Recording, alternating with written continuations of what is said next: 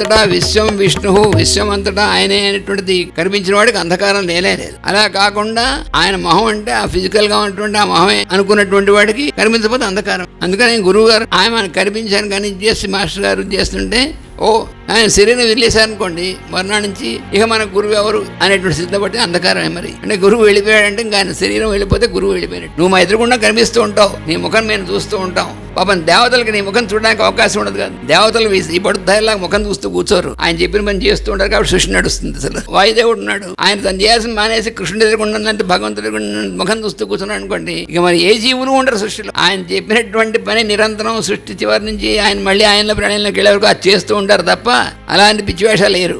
వీడేమన్నాడు, దాన్ని మాకున్న అదృష్టం దేవతలకు లేరు. ఎందుకంటే నీ ముఖం చూస్తూ కూర్చుని చివరికి ఏమయ్యారు, కొడుకు తెచ్చారు.